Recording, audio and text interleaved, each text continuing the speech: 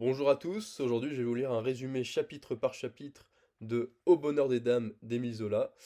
Ce résumé est tiré du site éducation.toutcommun.com. Je vais commencer sans plus tarder par le chapitre 1. Nous commençons ce livre en faisant la connaissance de Denise Baudu, une jeune Normande de 20 ans qui est originaire de Valognes. Denise arrive à Paris accompagnée de ses deux frères de 16 et 5 ans. Il y a de cela un an, leur père est décédé de la maladie qui a emporté leur mère un mois auparavant. Les orphelins se dirigent au magasin de leur oncle, au Viel Elbeuf, qui se trouve situé juste en face de notre magasin qui capte l'attention de Denise, le Au bonheur des dames.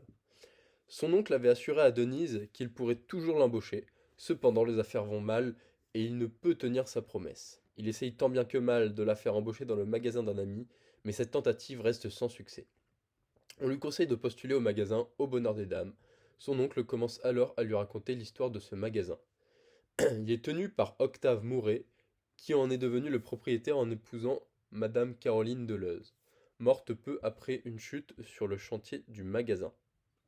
Monsieur Bardu est exaspéré par l'accroissement constant de ce magasin qui absorbe et annihile petit à petit tous les petits commerces. Denise, ne se faisant embaucher nulle part, décide contre l'avis de son oncle d'aller postuler chez Au bonheur des dames. Dans ce chapitre, on comprend déjà quel sera le thème principal de ce roman, la lutte entre les petits commerces et les grands magasins.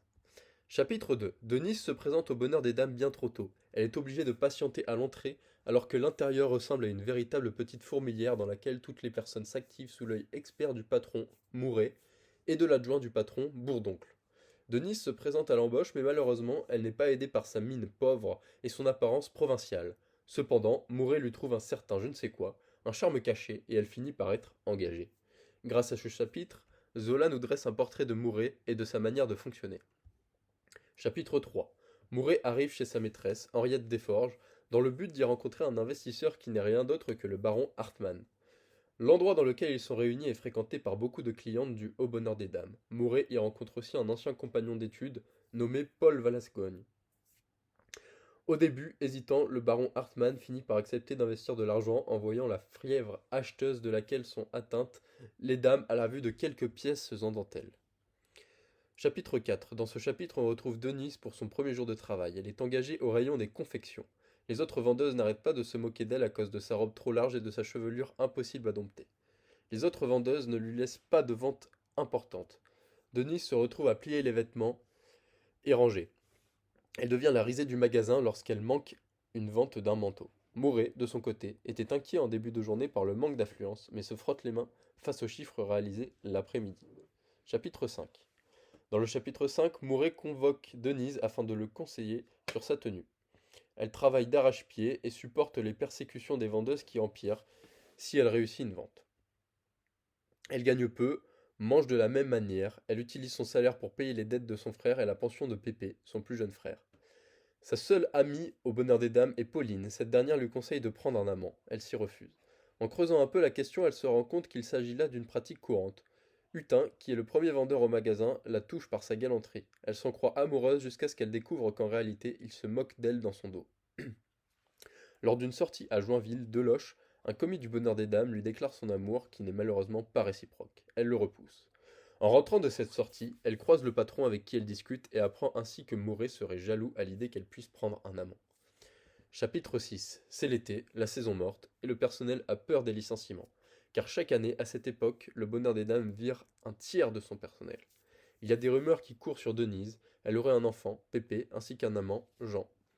Elle nie, mais la vérité a toujours plus de mal à se frayer un chemin que le mensonge. Son frère Jean n'arrête pas de lui demander de l'argent. Denise décide donc de prendre un second travail de soir dans la confection de nœuds de cravate. L'inspecteur Jouve, qui a écrit des rapports à l'origine de nombreux renvois, a surpris une conversation entre Pauline et Denise et compte obtenir ainsi les faveurs de Denise. Cette dernière repousse les avances de Jouve, mais celui-ci la surprend de nouveau avec Jean. C'est ainsi que Jouve et Bourdoncle licencient Denise sans en parler à Mouret. Denise voudrait expliquer à Mouret que Pépé et Jean ne sont que ses frères, mais elle y renonce. En apprenant le licenciement de Denise, Mouret s'énerve contre Bourdoncle et veut réembaucher Denise, mais y renonce finalement. Chapitre 7. Notre héroïne se loue une petite chambre chez Bourras, fabricant de parapluies.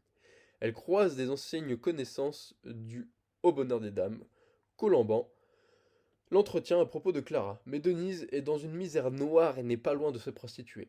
l'artisan de parapluie l'embauche par charité. C'est en 1866 qu'elle quitte Bourras car elle considère une charge pour lui.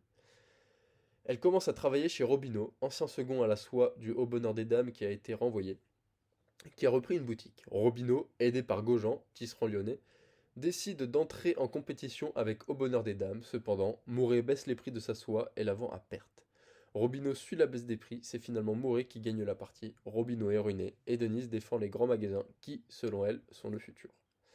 Le printemps venu, Mouret lance une offensive contre le petit artisan de parapluie, rachète l'immeuble voisin et propose à Bourras de lui racheter son bail à un prix avantageux. Celui-ci refuse et rénove son magasin afin de concurrencer Au Bonheur des Dames. Un soir en été, Mouret croise Denise et lui propose de réintégrer son équipe.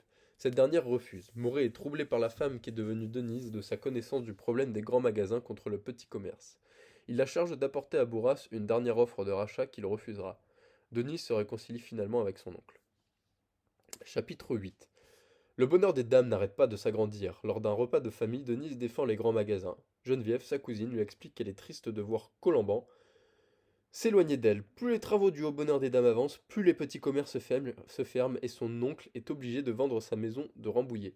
En voyant que Robineau ne peut plus la payer, Denise démissionne et accepte un emploi mieux rémunéré au bonheur des dames. C'est au cours d'une journée de travail plus que banale qu'elle apprend que Clara est l'amante de Mouret. Cette nouvelle la rend jalouse.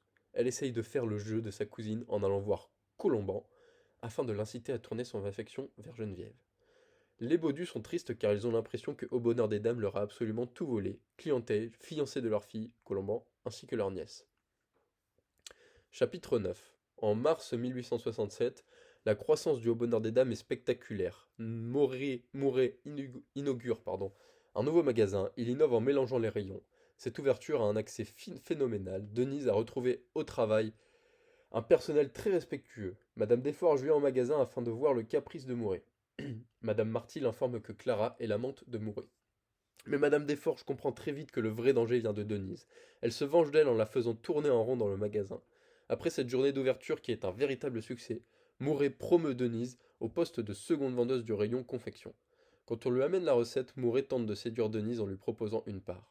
Denise est troublée de sentir le désir de Mouret. Bourdoncle arrive et interrompt cet entretien. Chapitre 10. Au mois d'août, Denise, qui se remet tout doucement d'une entorse à la cheville, reçoit une lettre de son patron qui lui propose de venir dîner. Et tout le monde sait ce que ça veut dire. Après le dîner, le dessert est toujours servi. Clara et d'autres vendeuses y ont déjà eu droit. Madame Aurélie organise une entrevue entre Mouret et la lingère, mais Denise, qui aime vraiment Mouret, en veut plus et ne veut pas se contenter de le partager. Elle refuse donc l'invitation.